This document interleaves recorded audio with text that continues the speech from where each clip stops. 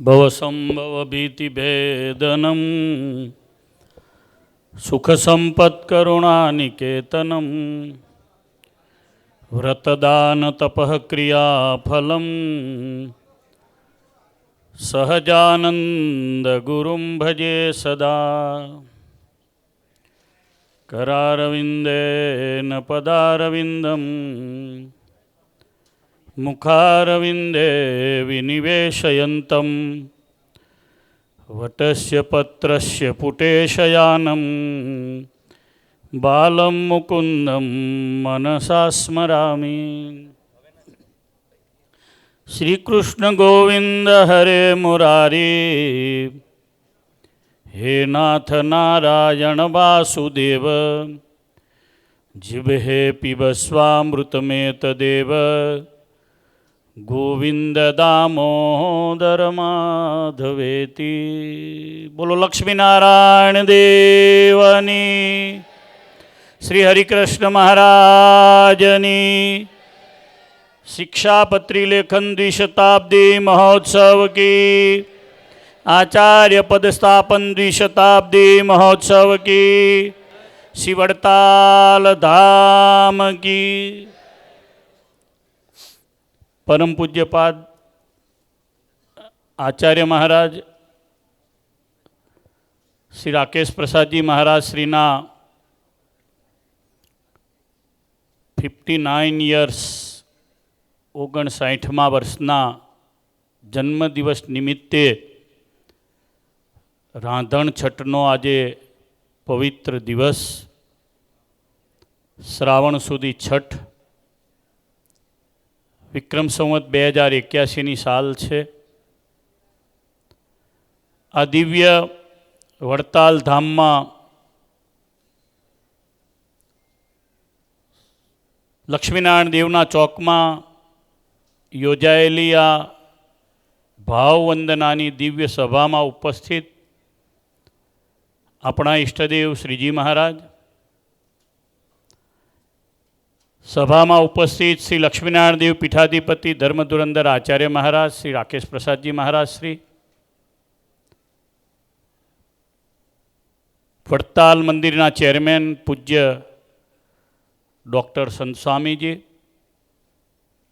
વડતાલ મંદિરના મુખ્ય કોઠારી પૂજ્ય દેવ સ્વામીજી, શ્રી સત્સંગ મહાસભાના વાઇસ પ્રેસિડેન્ટ મારા વડીલ આદરણીય પૂજ્ય બાલકૃષ્ણ સ્વામી, બાલુ સ્વામી, હમણાં જ સભામાંથી જેમણે વિદાય લીધી વડીલ પૂજ્ય સદગુરુ બાપુ સ્વામી, આદરણીય સર્વે શ્રીજી મહારાજના લાડીલા વડતાલ, ગઢડા, જુનાગઢ, ધોલેરાના સર્વે વાલા સંતો, મેનેજિંગ ટ્રસ્ટી બોર્ડના સર્વે સભ્યશ્રીઓ, શ્રી સંજયભાઈ, અલ્પિતભાઈ,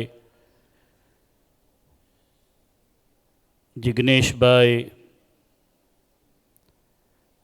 માજી ટ્રસ્ટી મહેન્દ્રભાઈ, ગોવિંદભાઈ ઠક્કર, પંકજભાઈ, અશ્વિનભાઈ શેઠ, આ પ્રસંગે ખાસ ઉપસ્થિત ન્યૂયોર્કમાં આપણું વડતાલનું મંદિર એનું સંચાલન કરતા શ્રી ભાવેશભાઈ પટેલ ઉત્તરસંડા, ચંદુ કાકા, અમારા અશ્વિનભાઈ, માજી ટ્રસ્ટી જસુ કાકા, અમારા અનિલભાઈ, નિહિરભાઈ, શૈલેષભાઈ સાવલિયા વગેરે સૌ, સુરતના પણ બધા અરવિંદભાઈ, હસમુખભાઈ ભૂતિયા વગેરે સૌ હરિભક્તો છે, જયમીનભાઈ ઇનામદાર, નડિયાદ, આણંદ, મેઘવા, ખાંદલી, વાંસખીલિયા, નરસંડા, ઉત્તરસંડા, વડતાલના સરપંચ હાજર છે, પાડગોલ, વલેટવા, સંજાયા, મેળાવ, કંજરી, સંધાણા વગેરે ગોધરાના અમારા હરિભક્તો બધા આવ્યા છે। બધા જ શ્રીજી મહારાજના લાડીલા આખોલથી દિલીપભાઈ છે, સૌ ભગવત ભક્તો, પાઠશાળામાં ભણતા વિદ્યાર્થી સંતો, ભૂદેવો, ભગવાનના લાડીલા સૌ ભક્તો, ધર્મપ્રેમી સજ્જનો, ભાઈઓ બહેનો, સાંખ્યોગી માતાઓ, સૌને મારા ભાવથી જય સ્વામિનારાયણ. 1994ની સાલમાં સૌ પ્રથમ હું આચાર્ય મહારાજ રાકેશ પ્રસાદજી મહારાજને મળ્યો. ગાદીએ બિરાજમાન થયા 2003ની સાલમાં, 31/1/2003. 94 અને 2003 વચ્ચે 9 વર્ષનો ગાળો છે. મારી ઉંમર તે દિવસે 23-24 વર્ષની હતી, અત્યારે 54 છે. મહારાજશ્રીની ઉંમર 32 વર્ષની હતી. મહારાજશ્રીને સર્વપ્રથમ હું આંબાવાડી એમના ઘરે, જ્યાં પૂજ્ય એમના પિતાશ્રી મહેન્દ્ર પ્રસાદજી મહારાજ રહેતા હતા, સૌરાષ્ટ્ર બેંકમાં, SBI બેંકમાં કંઈક ઓડિટનું કામ હતું અને એ અમરેલી ગયા હતા, ત્યાંથી રાજકોટ ગયા હતા. હું એમના પિતાશ્રીને મળવા માટે ગયો હતો. મહારાજશ્રીનો પરિચય મારે નહોતો. સર્વપ્રથમ કેટલાક વ્યવહારિક કારણોસર મારે પૂજ્યપાદ આચાર્ય મહારાજશ્રીને ભાવનગરમાં મળવાનું થયું, એમના દર્શન થયા. ત્યારે મેં જે એમનો ભાવ, એમના હૃદયની શુદ્ધતા, એમના હૃદયની પવિત્રતા, ધર્મકુળમાં રહેલી જે દયાળુતા, આ બધું મેં જોયેલું. ક્યારેક યુપીનો રંગ આવી જાય પાછો, એટલે આમ કડક થઈને વાત કરે, પણ હૃદયનો ભાવ નિર્મળ, કોમળ, એ મેં જે જોયેલું, એમાંના આજે ગાદીએ 2003માં બિરાજમાન થયા અને આ 2025 એક અણુભાર ભગવાન પ્રત્યેના ભાવમાં, સંતો પ્રત્યેના ભાવમાં, સત્સંગ પ્રત્યેના ભાવમાં ફરક નથી પડ્યો, એવો મારો આ સત્સંગનો સૌથી જૂનો અનુભવ છે. એટલે મહારાજશ્રીને બહુ હૃદયથી હેપી બર્થડે કહું છું. પહેલાં તો આપણે બધા જ કહીએ હેપી બર્થડે ટુ યુ. મહારાજશ્રીને બે હાથ ઊંચા કરી શ્રીજી મહારાજની જય બોલાવીએ, પ્રાર્થના કરીએ મહારાજને સતાયું થાય એમ સંતોએ કીધું. સ્વામિનારાયણ ભગવાનની જય બોલાવીએ, એ સાથે મહારાજને આપણા હૃદયનો ભાવ પહોંચે. બોલો સ્વામિનારાયણ ભગવાન. મહારાજશ્રીને યાદ બહુ સારું રહેશે. મહારાજશ્રીને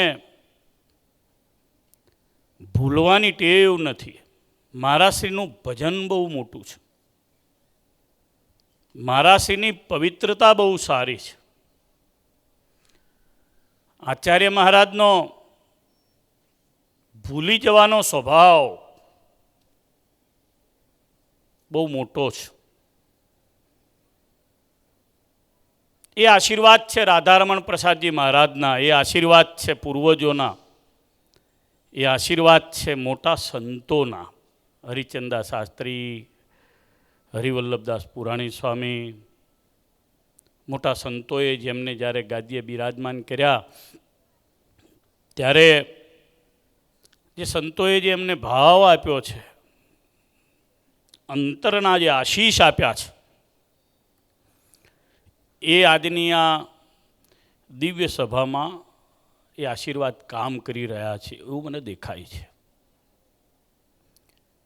બહુ મોટું જેને પુણ્ય હોય એને ભારતમાં જન્મ મળે, બહુ મોટું જેનું પુણ્ય હોય એને બ્રાહ્મણ ઘરમાં જન્મ મળે.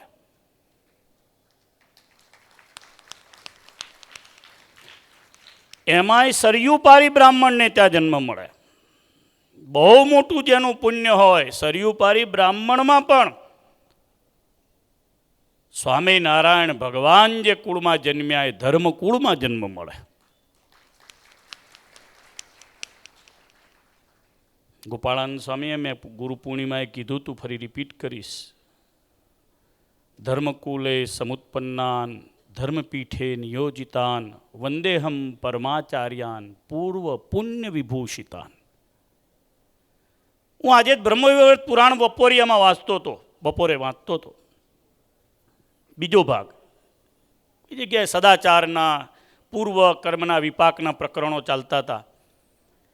એમાં આવ્યું કે જેનો બ્રાહ્મણ શરીરે જન્મ છે એ કોઈ કારણોસર કોઈ કર્મોથી એ જો લાંબુ ભજન ન કરી શક્યા તો પણ ફરી બ્રાહ્મણ શરીર છે એટલે એને ફરી બ્રાહ્મણનો જ જન્મ મળે છે. આવું શાસ્ત્ર વ્યાસ મુનિ પોકારીને કહે છે. એટલે પૂર્વ પુણ્ય વિભૂષિતાન.